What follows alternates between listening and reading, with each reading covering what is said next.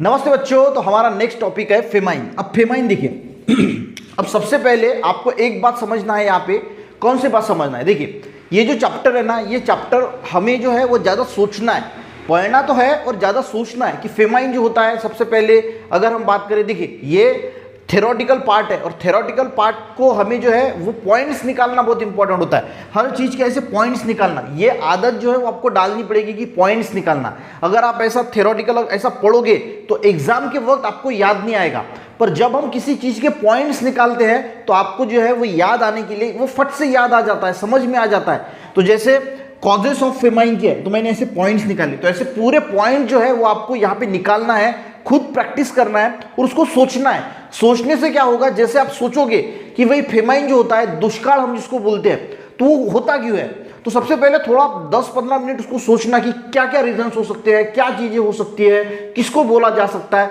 ऐसे फेमाइन बोला जाता है, क्यों बोला जाता है, किसको बोला जाता है दुष्काल। जैसे मान के चलो कि खाने के वांदे हैं, खाने को ही मिल नहीं रहा है। खाने को कब नहीं मिलेगा, जब जमीन पे कुछ निकलेगा ही नहीं। जो फूड ग्रेन्स है, वो जो किसान अनाज उगाते हैं, वो अगर मान के चलो कि बारिश ही नहीं हुई, बारिश नहीं हुई तो खाने का जो है वो अनाज जो है वो किसान नहीं उगा पाएंगे।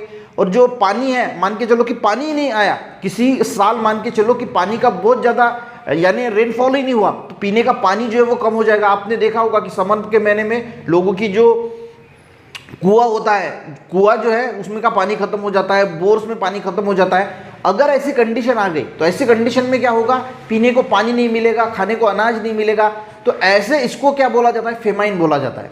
तो ये आपको सोचना है। अब इसके कॉजेज क्या हो सकते हैं, मैं आपको पूरा पढ़ के भी जो है वो बताता हूँ। सबसे पहले थ्योरेटिकल बात बताता हूँ। अब कारण क्या हो सकते हैं, कॉजेज क्या हो सकते हैं। देखिए पहला कुछ नेचुरल कारण होंगे, कुछ मैनमेड कारण होंगे। नेचुरल में क्या होगा, ड्रॉट होगा, यानी बारिश ही नहीं गिरेगी, या फिर ज़्यादा बारिश होगी, फ्लड आएगा। फ्लड की वजह से क्या होगा, जो किसान खेती करते हैं वो पूरी बह के चली जाएगी, ठीक है। उसके बाद एनवायरमेंटल चेंजेस, जो पोल्यूशन हो रहा है, पोल्यूशन की वजह से एनवायरमेंट चेंज होगा। कभी बारिश आएगी, जब किसान की फसल आती है तो उस फसल के वक्त अगर बारिश आएगी तो वो फसल पूरी खत्म हो जाएंगी। टेम्परेचर चेंज हो जाएगा, टेम्परेचर में चेंजेस होगा।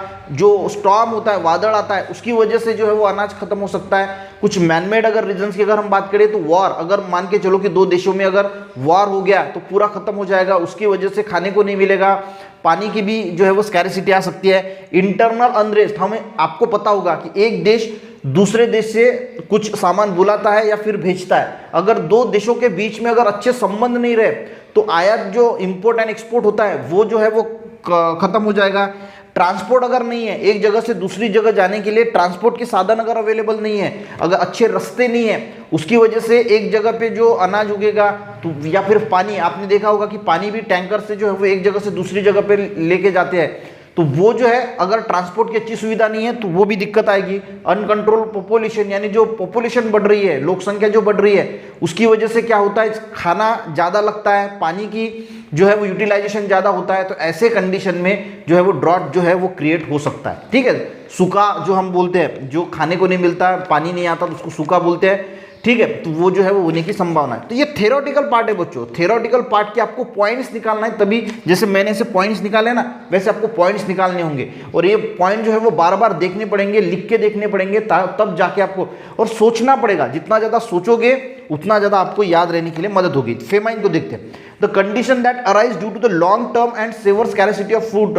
लंबे समय के लिए, 2-3 साल के लिए, मान के चलो कि एक पूरा साल है, अगर हमें फूड ग्रेन्स की यानी अनाज की अगर स्कैरिसिटी है, वाटर की स्कैरिसिटी है, उसको क्या बोला जाता है, सिंपली फेमाइन बोला जाता है।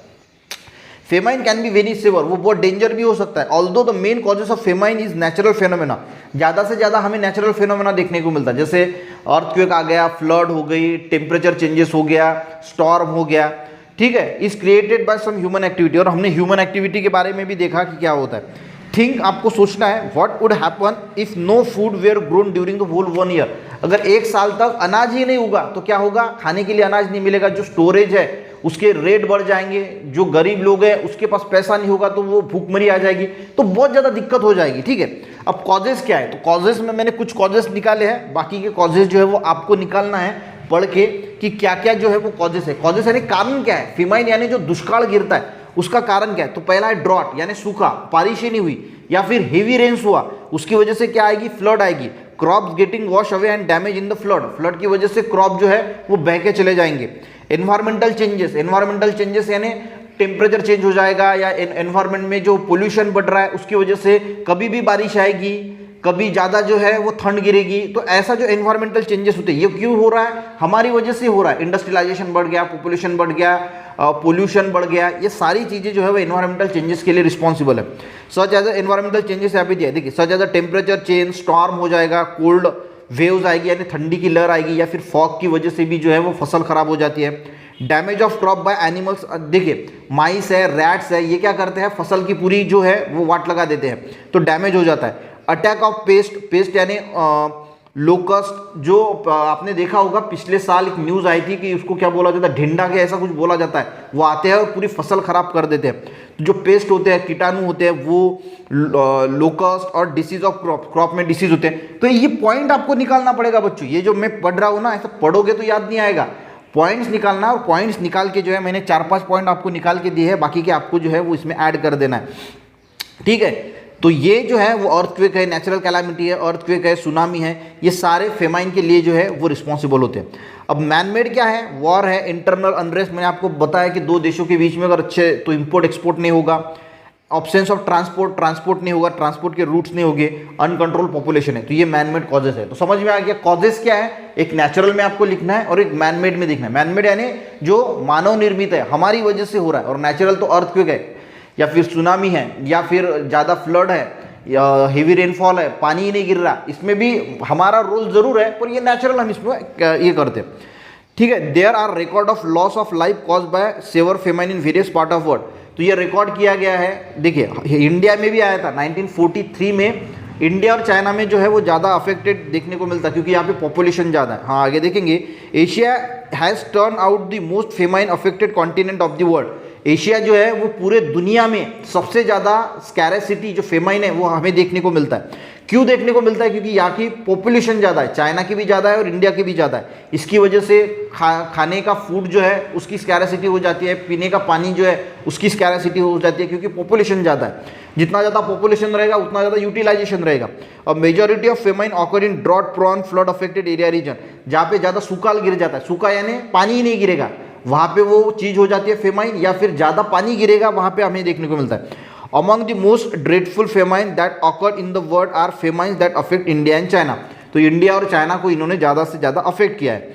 अब we are responsible for famine, क्या, और यहाँ पे क्वेश्चन मार्क दिया है, क्या हम फेमाइन के लिए जो दुष्काल है उसके लिए रिस्पॉन्सिबल है, तो बिल्कुल है। देखिए क्यों, water shortage is increasing as the balance between rainfall and population is disturb. अब देखिए इतनी बड़ी पॉपुलेशन है, अब रेनफॉल जो होता है, पानी जब आता है तो वो ज़्यादा से ज़्यादा पानी तो बह के चला जाता है, कुछ पानी ही जो है वो ज़मीन के अंदर जाके जो है वो परकोलेट होता है, और वही पानी हमारे लिए ज़्यादा से ज़्यादा यूज़फुल होता है और वो हम यूज़ करते हैं। अब जितनी ज़्यादा पॉपुलेशन बढ़ेगी उतना ज़्यादा पानी का यूज़ बढ़ेगा, अब जितना ज़्यादा पानी का यूज़ बढ़ेगा तो उतना ज़्यादा पानी कम होता जाएगा, तो दिक्कत आने की संभावना होती है। There has been the very high rise in the production of food grain as the result of green revolution.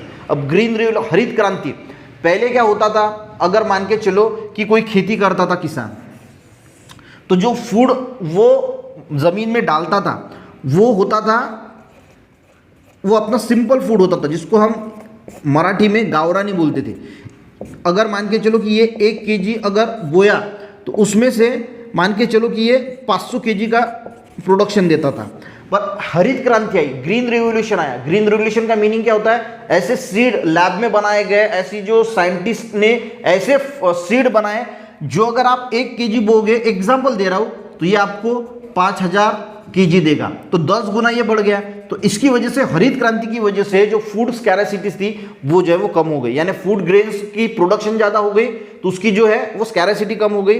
देखिए, though there has been the very high rise in production of food grain, और इसकी वजह से food grain का production जो है बढ़ गया as the result of green revolution. अब balance of environment has been lost due to the use. अब देखिए जो ग्रीन रिवोल्यूशन आया तो इसके लिए सीड आई, उसके बाद केमिकल फर्टिलाइजर। पहले लोग क्या करते थे, जो शेन वगैरह होता था, जो अर्थवर्म का जो फर्टिलाइजर होता था, वो नेचुरल फर्टिलाइजर यूज करते थे। पर जैसे ग्रीन रिवोल्यूशन आया तो लोगों ने केमिकल फर्टिलाइजर का यूज चालू कर दिया, पेस्टिसाइड चालू कर दिया, वीडीसाइड चालू कर दिया, और उसकी वजह से क्या हुआ, माटी जो है वो डे बाय डे डैमेज होने लगी। तो उसकी वजह से अगर ऐसी अगर कंडीशन है तो आगे जाके जो है वो किसान जब भी बोएगा जमीन में तो अच्छा प्रोडक्शन जो है उस पर अफेक्ट हो जाएगा। अनलिमिटेड लिफ्टिंग ऑफ वाटर, जमीन में से हम बहुत ज्यादा पानी निकाल रहे हैं, बहुत ज्यादा पानी निकाल रहे हैं, उसकी वजह से क्या होगा, पानी का आने वाले समय में हमें जो है वो स्कैरिसिटी देखने को मिलेगी।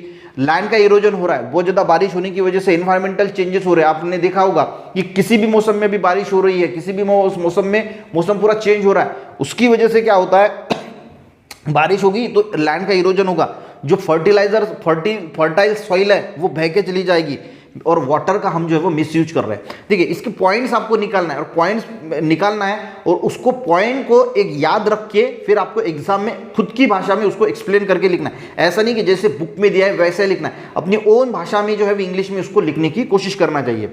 What can we do to easy severity of famine, what can we do to is, जो फेमाइन है उसको ओवरकम करने के लिए हम क्या कर सकते हैं। देखिए क्या कर सकते हैं, जो है वो सबसे पहले तो पॉपुलेशन पे कंट्रोल करना है, प्लांटेशन करना है, उसके बाद जो है वाटर का रीयूज करना है। ये सोचने के बाद आपको अच्छी तरीके से जो है याद में आता है। देखिए plan uses of water and reuse water, तो वाटर का जो है वो अच्छी तरीके से स्टोरेज करना है, उसको रेन वाटर हार्वेस्टिंग है, ऐसे जो है वो चीज़ें हमें करना है और वाटर को रिसाइकल करना है। वही वाटर जो है, देखिए कुछ खराब पानी जो है वो हमारे घर से निकलता है तो वो हम प्लांट को वगैरह का दे सकते हैं, तो ये पानी जो है वो हम रीयूज कर सकते हैं। Proper planning of water conservation, water को कंजर्व करने के लिए प्रॉपर, जैसे कि वो रेन वाटर हार्वेस्टिंग है वो हम लोकल लेवल पे कर सकते हैं। Large scale plantation of trees and prevention of deforestation, plant को जो है वो प्लांटेशन कर सकते हैं और डिफॉरेस्टेशन को प्रिवेंट कर सकते हैं। Making appropriate change in plans taking the account weather forecast, देखिए आजकल आपको पता है कि सारा पता चल जाता है कि कितनी बारिश होगी, क्या नहीं होगा, कैसे होगा, तो उस हिसाब से अगर हम प्लांट लगाते हैं, अगर मान के चलो कि आज अगर वेदर फॉरकास्ट ने बताया है कि सोयाबीन के लिए अच्छी जो है वो वेदर रहेगा तो सोयाबीन का प्रोडक्शन लीजिए। कपास के लिए अगर बोलते हैं, वेदर फॉरकास्ट बोलते हैं कि इस साल कपास के लिए जो है वो अच्छी चीज़ रहेगी तो हम कपास का जो है वो प्रोडक्शन किसान ले सकते हैं। तो हमारे जो प्लान्स है वो हम वेदर फॉरकास्ट के हिसाब से जो है वो चेंज कर सकते हैं। ठीक है, यहाँ पे एक पैराग्राफ दिया है लास्ट में, इन पास्ट, देखिए पास्ट में क्या हुआ। Famine are not a new phenomena, ये कोई नया नहीं है, ये पुराने समय से चला आ रहा है। जो दुष्काल है वो पुराने समय से, यानी पुराने यानी बहुत जब से है वो सारा चलती आ रहा है। The problem of drinking water, food, यानी ड्रिंकिंग यानी पीने का पानी हो गया, फूड हो गया, फूडर हो गया, यानी एनिमल्स। ऐसा नहीं है कि ये जो दुष्काल आता है इसका सिर्फ इफेक्ट हमारे पे गिरता है, तो एनिमल्स में भी गिरेगा। एनिमल्स को खाने के लिए कुछ नहीं रहेगा, पीने को पानी नहीं रहेगा, तो उनकी भी जो है वो डेथ उसमें हो जाएगी। Animals date back of historical time, historical time में आपने देखा होगा छत्रपति शिवाजी महाराज और Chhatrapati Shahu Maharaj implemented many scheme, तो उन्होंने क्या किया था, मेनी स्कीम जो है वो इंप्लीमेंट किया था to overcome the famine of the time. तो उनके समय में जो फेमाइन आया था तो उसको ओवरकम करने के लिए उन्होंने अलग अलग स्कीम जो है वो लाई थी। जैसे there water supply and water storage scheme, water को सप्लाई और वाटर को स्टोरेज करना, ताकि जब कभी भी बारिश नहीं होगी तो वो वाटर जो स्टोरेज किया है उसको जो है वो हम यूज कर सकेंगे। Scheme and ideal event today's circumstances, you too can make the scheme like this the face future crisis and disaster, यानी फ्यूचर को अगर हम वाटर को अच्छी तरीके से स्टोर करके रखेंगे, उसको जो है वो अगर ऐसा स्टोरेज करेंगे कि वो अगर हमारे सॉइल में परकोलेट होती है तो वही पानी अगर शॉर्टेज हो जाता है वाटर का तो हम फ्यूचर में उसको यूज कर सकते हैं।